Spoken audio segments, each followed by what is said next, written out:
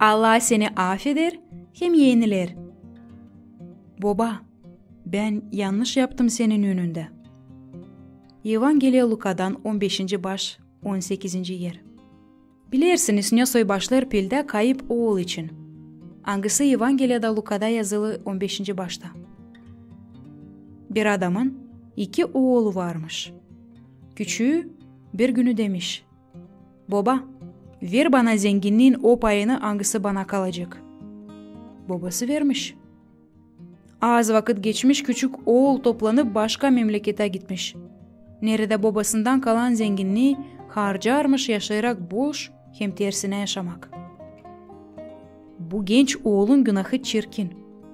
O vakitlerde ne zaman olmuş bu iş, açan ailelerde babalar başta durardı, hem büyüklere saygı gösterirlerdi. Oğlun bu yaptığı ayıptı, hem hesapsızdı herkese dini. Ailenin küçük oğluna babası geçindiğiyle kalardı evin payı hem zenginlikler. Ama istediğiyle o payı babası ta diriyken, o oğul var nece deme hani babasının yüzüne dedi: isterim sen yülersin. Eğer sen şaşarsan bu çirkin laflara, o zaman ta da şaşacaksın ne kadar büyük sevgilikle hem iyilikle baba oğlunu kol vermiş. Ama eğer sen onlardansan, kim Allah'ın önünde büyük kabahat yaptı, o zaman babanın bu iyiliği hem acıganlığı seni yüreklendirecek.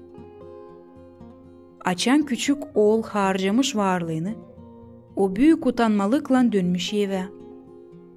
Biblia anlatır hani babası onu gördüğünden canı acımış, oğluna karşı kaçmış, sarmış. İsrail'in adetlerine göre babalar hiçbir kere kaçmırlar karşı.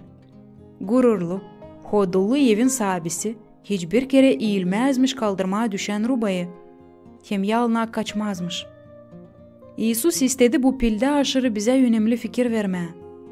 O vakit açan sen dönersin Allah'a, o sana doğru kaçır açık ellerle, hazır sağırma, o hazır affetme, hem yeniden aileye kabul etme. Bu yüzden hiç uzaltma vakidi. Korkma, Allah'a büyün gelme. Ne türlü günahlar olmasa da senin yaşamanda.